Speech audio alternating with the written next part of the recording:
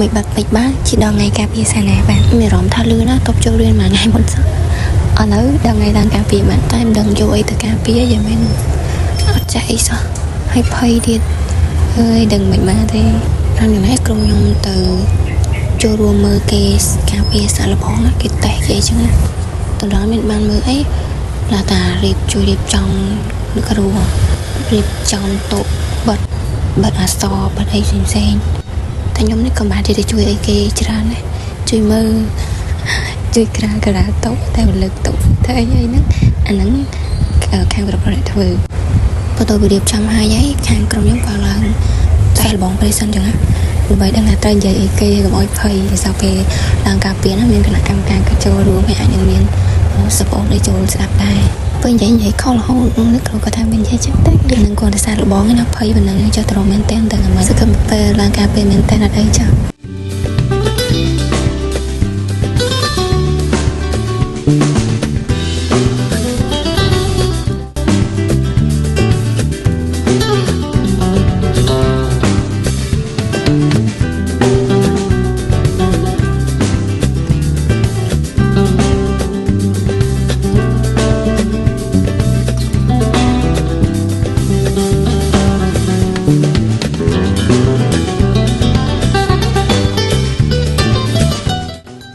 ពេលសອບហើយក៏ចាញ់ពីសាលាហើយជិះទៅញ៉ាំអីនៅចិត្តសាលាបន្តិចផ្ទុកដូចចំង5ជាងនេះទីញ៉ាំគេពងមាន់អាំងប្រហិតអីនឹងឯងជិះទៅខ្ញុំទៅញ៉ាំនៅកន្លែងហ្នឹងឯងតែមិនទៅញឹកញាប់អីទេតែសក់សឹងលុយយើងហៅញ៉ាំមួយឆ្នាំបាន3ដងអីដែរញ៉ាំបដានិយាយគ្នាបដាពីរបៀបយើងត្រូវនិយាយពីឡើងការពាររៀបក្រុមម៉េចម៉េចចឹងជួយក្បាលហ្មងហើយនៅមួយត្រូវកែស្លាយគេអីទៀតអញ្ចឹងពេលទៅវិញត្រូវមានទីងើយទីកែស្លាយសំបីគ្រូម្ដងទៀតហើយជាក្បាលមិនគិតច្រើនណាញ៉ាំសិនញ៉ាំឆ្អែតចាំគិតទៀតមកយើងថ្ងៃនេះទៅតំណងដែរណាមានច្រើនមុខដែរតែប្រហិតពងមាន់អាំង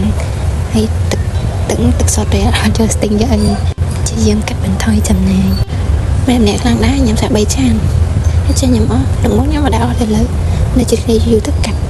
ញ៉ាំច្រើនដូចគ្នាមកហូបដល់តំណងមកខ្ញុំចាប់ហើយក៏ទៅផ្ទះអញ្ចឹងណាពេលថ្ងៃរបស់ខ្ញុំត្រូវបានបញ្ចប់